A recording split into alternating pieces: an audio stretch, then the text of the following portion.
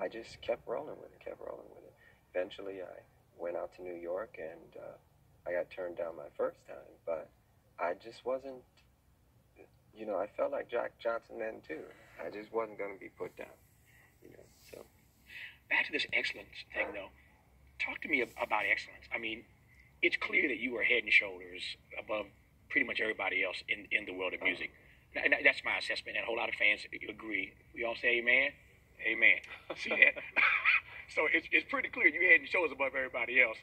But talk to me about how we, who are not Prince, can aspire to the level of excellence that you portray in what we do every day. Well, everybody's talented at something. Right. And that's what makes the world go round. We all need each other.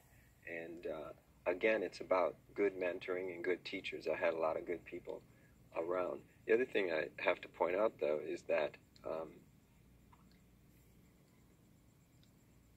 how can I put this? My father he was so hard on me. I was never good enough. And there was something about that. It was almost like the Army when it came to music. It's like, that's not even close to, he'd say, it's not even close to what I'm doing. And he'd play again. And I could hear it. John Blackwell, my drummer, he's the same way. His father taught him the same way. We learn like that. We learn from being shown. It doesn't come from books and just reading it. We need to be shown, So it's just having really good teachers and a bar that's so high, Tiger Woods, and we can go on and on. You talked a couple times about your father, which you don't do in public, and I appreciate you opening up in that way. Help me understand how, I'm trying to juxtapose, knowing you as I do, everything about you is love.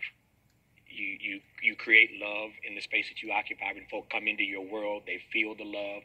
Love is in your lyrical content. Your whole life is about a love of humanity. I'm trying to juxtapose how you got to this place of being love when you have this relationship with your father that obviously didn't always exhibit love. You could be a very mean person now. Why not? Well, I have a mean side. Yeah. Let me back up here. Yeah. I can go there. Yeah. I'm a fighter. I'm very competitive. I think from him being so hard on me, that the one thing I got out of it is I understood that in his harshness, he wanted me to excel. He used to say things like, don't ever get a girl pregnant. Don't ever get married. Don't this, don't that. When he'd say these things, I didn't know what to take from it. So I would create my own universe. And my sister's like that. A lot of my friends are like that, the ones that I still have, early musicians and things like that. Creating your own universe is the key to it, I believe, and letting all the people that you need occupy that universe. To your friends that you referenced a moment ago, how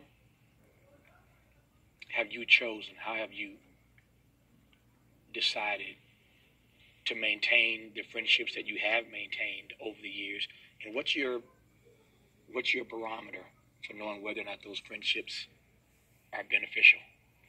Does that make sense? Yeah. You can tell whether they're beneficial if someone's respectful of you. Respectful of you when they're not around you. I find that most people are pretty respectful in front of my face. When they're not around me, sometimes you hear them say some pretty hurtful things. And I don't know if they think it won't get back to me, or if I don't care, or if I think I'm above it, or whatever.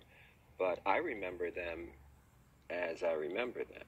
And we were in love then, we should be in love now. It's a hurtful place, the world in and of itself. We don't need to add to it. And we're in a place now where we all need one another. And it's going to get rougher. So I kind of hope that I hope people, when they hear that, they don't think that I'm going to lash back out at them, because I'm not like that. I've never done that. I've heard a lot of things from a lot of different people, a lot of pretty famous people, a lot of journalists. A lot of my work is judged based upon my personality or my past work, as opposed to where we are now.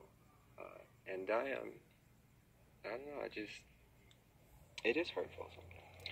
How difficult is it to live in a world, in the earlier point, which I take is a brilliant point, the world is already mean enough. We don't have to add to it. But how do you contextualize emotionally having much of your work judged by your personality rather than on the merits of the work? Well, one reason is because I like criticism. I like constructive criticism from smart people. I'm thankful enough to, or blessed enough to be able to say that Miles Davis was a friend when he was alive. And he was a wonderful mentor and really, really funny, you know. And he could critique something you've done by humor, you know, and out of love, rather than just, you know, just call you a punk and just say, you know, just dismiss you.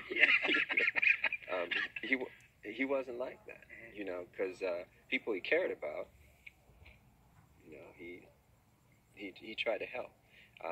When people criticize my work and attack my personality, it's doesn't help me. I can't do anything with it. And I don't know what they, you know, I don't know what they want. I've asked writers this before, and a lot of times they tell me that they just write for each other. They're not really writing for.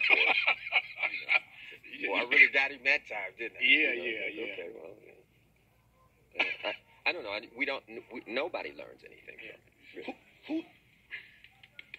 Who's qualified? I mentioned, I want to connect these two things. I said earlier that you were head and shoulders above everybody else in the music world, and most musicians, I think you would acknowledge that.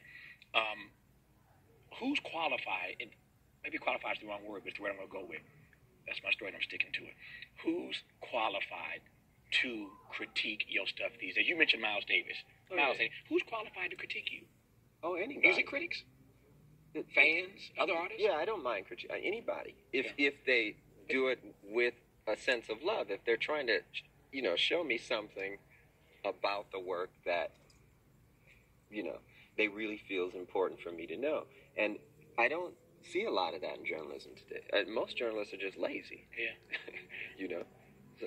But if you said you like being critiqued and you love constructive criticism from smart people, how do people critique you if you are so ahead of your time, as you have proven to be consistently?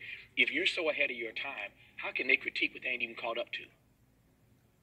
Because they listen. If they don't feel what I'm doing, they're gonna let me know. If it's somebody I love, they're gonna tell me they don't feel it, and they'll tell me the reasons why. And I can appreciate that. You know, I write all the time. I record all the time. I want to go back to Jack Johnson because he's still in the back of my head. I can't get him out of my head where this conversation is concerned. Who have you felt most often like in the ring fighting the record industry? Like Jack or the opponent? Oh, like Jack. Like Jack? Yeah. Tell me why. Well, because I knew I was right. You know, we talked about this in our very first interview and conversation together. It's obvious now that artists are supposed to own their master recordings. I mean, in the future, it'll be unconscionable to even think you can take somebody's creation and claim ownership of it. See, unfortunately, this discussion is going to start to barrel into a discussion about the human genome and the DNA and all the rest of it. When it gets there, then we're going to be in the deep water. See, so it's better to start the conversation now before we get into God talk, you know. There are 4 songs that I want to ask you about, and I did what I have never done before, which is to actually print these lyrics out. Some of them, I'm since the record is so new, I'm learning some of them. I got some of them memorized. Who gave you the lyrics, though? I've seen some really strange rewrites of my stuff. Well, I've seen one time they said the lyrics to When Doves Cry was, dig, if you will, the picture of me, Marvin Gaye, and the kids.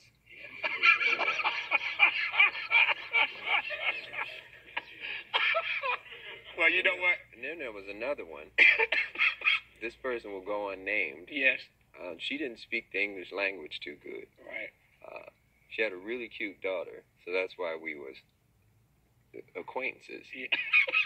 But she swore up and down, Little Red Corvette was pay the rent, collect. Yeah. Well, you know what? So you need to let me check that. Yeah.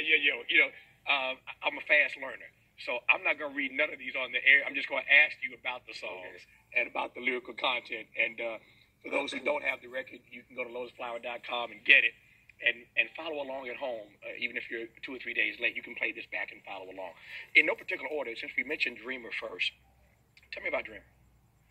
Oh, well, when I saw the State of the Black Union, Dick Gregory really moved me and a lot of my friends. I show it to everybody that comes over the house, especially white folks, because they need to hear that, you know, so that they know more about all of us. Because what he said affects all of us. He said something that really hit home about this phenomena of chemtrails. And, you know, when I was a kid, I used to see these trails in the sky all the time. And so, oh, that's cool. A jet just went over. And then you started to see a whole bunch of them. And next thing you know, everybody in your neighborhood was fighting and arguing, and you didn't know why. Okay? And you really didn't know why. I mean, everybody was fighting. So he started riffing about the chemtrails. And he started to say things that hit home so hard. And I would recommend that everybody try to get what he said online or wherever and try to get a copy of it and just listen to it. Because I was so moved that I had to write the song.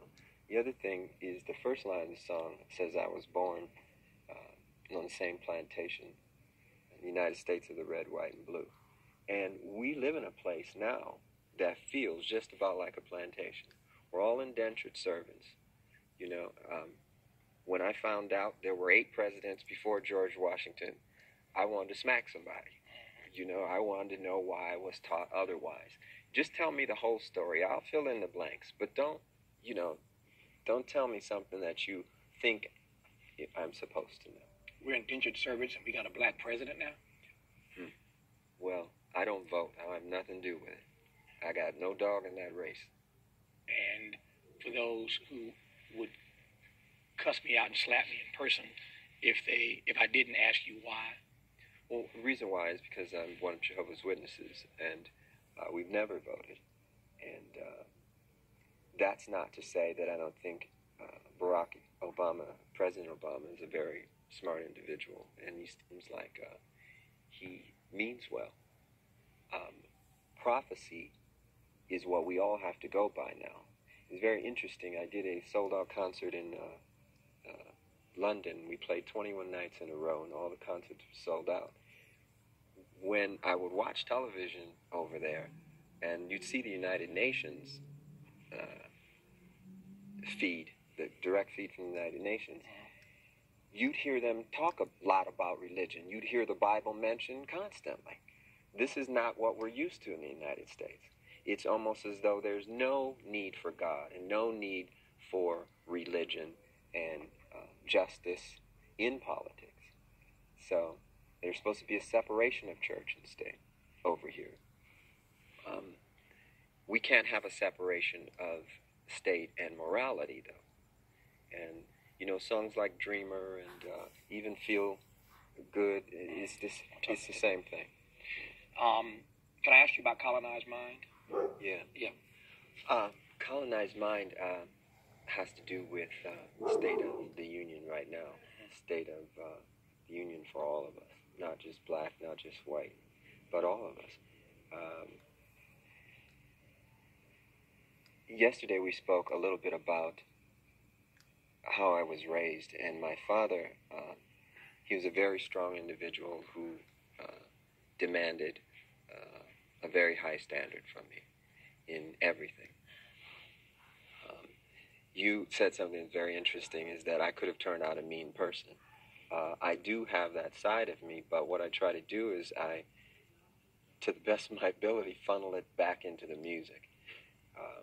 Larry Graham is a dear friend of mine. I just want to say what's up to him and Tina and Aaron and Latia. I'll be home shortly.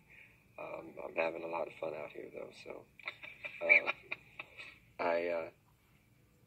I just want to say something. Larry has got a volatile side to him, too. He told me a story once. I hope Larry, I got to tell this. I just got to tell it. One time, Larry and Freddie from Sly and the Family Stone are on their way to a gig to open for Jimi Hendrix. Now, right then, I'm shaking, can't wait to hear what's about to go down. On the way to the gig, they pick up some of their amplifiers, and their car is loaded with these amplifiers, right? It's hard to see, but they're driving and they're late trying to get to the gig. They either hit this guy or a guy runs into them, but there's an accident, right? In the middle of the street, New York. Larry jumps out the car, whoops this dude's backside. Yeah. Freddie's with him. You know, they both from Oakland, so you know what time it is, right? I don't even want to see what the other dude look like. Yeah. Okay. So it's like he got that side to him, right? And I was just taken by that part of the story. But then I asked him, I said, so when you got to the gig, like, what happened? Who won the battle between you and Hendrix? And Larry said, oh, we spanked him. Yeah. I said, wait, you spanked Jimi Hendrix? Yeah. He said, it's Larry Graham, man. You know? So it's like, same thing with him. If you listen to his music, you can hear the bass and the funk, the anger is in songs like People and Water and It Ain't No Fun to Me and stuff like that. You know, so that's what I learned from. You know, that's my teacher. Colonized mind. Two more I want to ask you about. Feel better. We referenced this last night on the show. Feel better, feel good, feel wonderful. I love the title. I love the song, but I love the title. Yeah. Yeah. It's about telling folks to celebrate and stop hating. There are references in the song, though, to a record executive who we've had some pretty interesting conversations. And there's a line that says, you tried to do me like my good brother Steve. All right? What we believe happens in the music industry is this, is that you can put out a record and SoundScan refuses to count as many as they actually sell. But you get paid on what SoundScan says that you sold. So if it's a low number, then you only get paid on that number.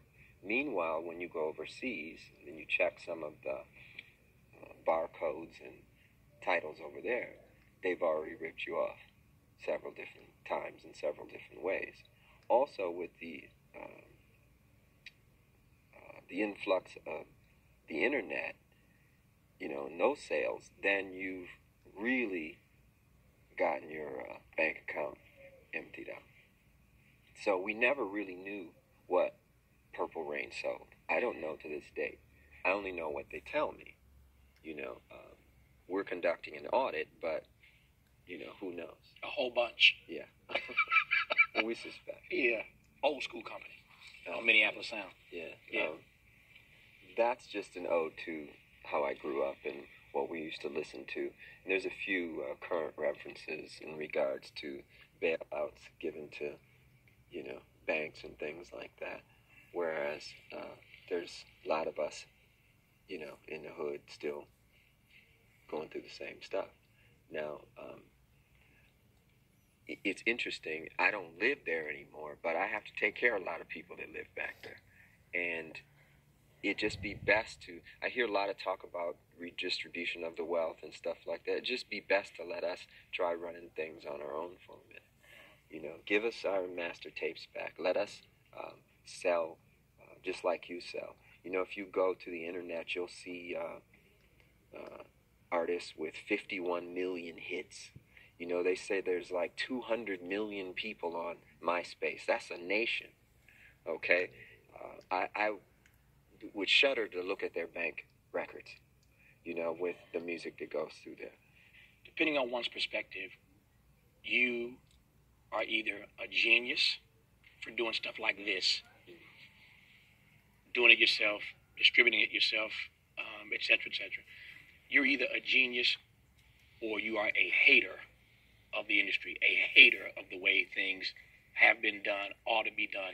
Tell me the strategy behind your doing what you do these days. Well, first of all, there's no hate involved. I mean, I welcome the industry to stay and remain the way it is.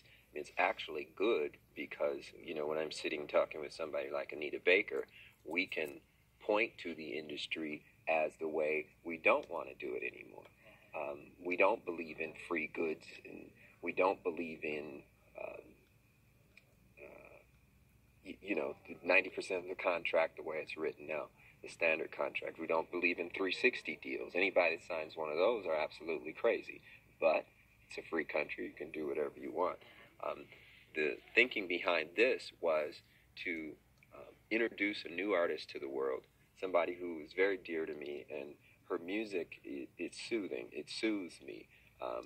I'm not a big fan of male vocalists. You know, usually when I do ballads, I use my higher register because I love the female voice doing slow music. I spoke too soon and mistakenly compared Bria's music to Sade's music. I didn't mean that she sounded like Sade, but I did mean that there's a romance that is present in Sade's music that, like the song Love is Stronger Than Pride. It's one of the most beautiful tunes ever. And there's a romance that was missing in today's music. And the best thing I could tell Bria was, try to do something that is not happening today. Try to get into a niche, because you have a beautiful voice, but you've got to do something with it that you don't hear. And that's what she's done. And it's one of those sleeper records that, you know, if people play and listen to all the way through, she got you. Why am I not hearing a lot of this on radio? I think it's because I'm not signed with a major label. Target is not a record company. They're a distributor and a retail store, and a very good one at that. 30 million people go through their stores every week. So they get a chance to pick up the Lotus Flower record. The beautiful thing about the relationship is that they're treating us like any other record company. They buy the same amount and they pay the same price. So, you know, we've done quite well already. Bria's taken care of, I'm taken care of. I hope to do more deals like this with artists like Anita Baker and John Blackwell, Rhonda, and Renato. We're trying to work on some jazz things right now. But time will tell. It was pretty amazing to me, though, that without radio, it's just me talking, without radio airplay, with a singular distributor, you end up missing number one when this thing dropped by it's like Maxwell Smart. Missed it by that much. Yeah, that was serious. Well, there again, you know, that's when the fighter in me comes out, and you know, I think about Jack Johnson knocking somebody down 3 and 4 times, and then they still say he lost the fight or something. You know, it's SoundScan said that it was number 2. Other charts say that it was number 1. So it doesn't make a difference to me one way or another. What makes a difference to me is that history is told truthfully, and that's not always the case. I love golf and basketball and sport and boxing especially because it's mano a mano, and we hold our own at the box office. it would be wonderful if it was on the radio. It's shocking that it's not. There's stuff on there, all of Minneapolis Sound, you could put on the radio tomorrow. But there's some resistance to it.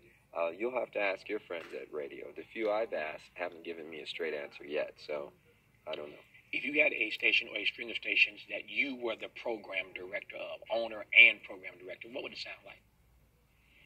I would just want it to be good music, and I'd want it to be littered with artists who own their master rights, because without that, they don't own any wealth. They can't put back into their community. There's very few artists that do own their masters right now. When that changes in the future, you'll see more radio stations being purchased. You'll see airwaves changing ownership rapidly. Because you obviously are, you told a Jimi Hendrix story earlier, and because obviously you are the greatest, one of the greatest guitarists of our time. Man, I like this show. No, what do you mean? Hey, look, you know why? We just tell the truth around here. We just tell the truth. I'm just trying to be a truth teller. What do you make? What do you make of this? Thank you. What do you make of this Guitar Hero? Oh, yeah. Well, I'm mad at him. I hear it made like $2 billion, and they came to us and offered us a very small portion of that. But I just think it's more important that kids learn how to actually play the guitar. It's a tough instrument. It's not easy. It took me a long time, and it was frustrating at first. And you just have to stick with it. And it's cool for people who don't have time to learn the chords or ain't interested in it, but to play music is one of the greatest things. To create something from nothing is one of the greatest feelings, and I don't know, I wish it upon everybody. It's heaven.